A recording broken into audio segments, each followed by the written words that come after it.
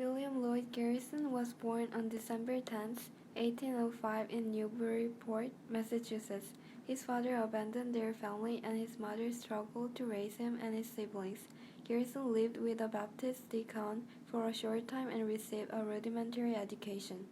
In 1818, at age 13, after unsuccessful tries at shoemaking and cabinet-making, Garrison took a 7-year writing and editing apprenticeship to Ephraim W. Allen, the editor of the Newburyport Herald. Garrison found a calling in writing and built up the skills necessary to run his own newspaper. At 20 years old, he bought the Newburyport Essex Courant and named it the Newburyport Free Press. He used the paper politically, expressing Federalist views and standpoints, which led to the paper going under after 6 months due to rejection from subscribers. In 1828, Garrison moved to Boston and began working for the National Philanthropists, which advocated for reform and temperance. After meeting with Benjamin Lundy, Garrison was introduced to the abolitionist movement, and he took an editor's job alongside Lundy at the Genius of Universal Emancipation in Vermont.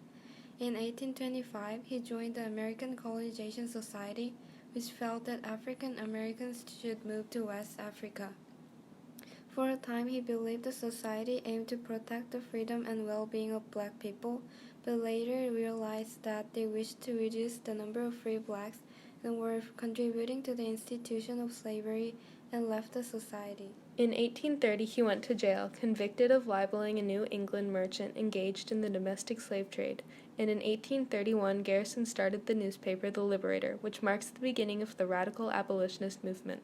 The Liberator demanded the immediate abolition without compensation to slaveholders. "I will not retreat a single inch," Garrison declared, "and I will be heard."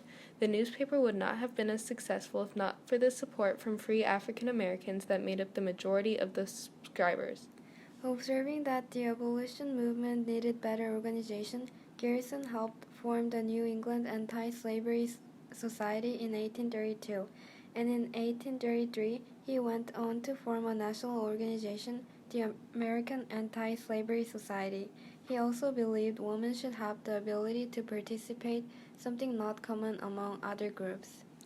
Garrison was considered more radical than other abolitionists, but still believed in peaceful resistance. He burned the Constitution for being a pro-slavery document and assailed it as a covenant with death and an agreement with hell, because it implicitly accepted racial bondage. He also thought that slave states and free states should be separate and said no union with slaveholders.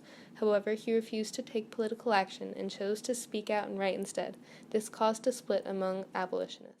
While Garrison believed strongly in moral reform, a group of Northern abolitionists felt political action would be more effective and formed the Liberty Party in 1840 with a campaign pledge to bring a political and legal end to slavery. They ran into James Birney as their candidate in the 1840 and 1844 presidential elections. In 1861, when the Civil War started, Garrison continued to criticize the Constitution in The Liberator. But despite his opposition to government action, he supported the Emancipation Proclamation and Abraham Lincoln, and in 1865, after the Civil War ended, he published the last edition of The Liberator.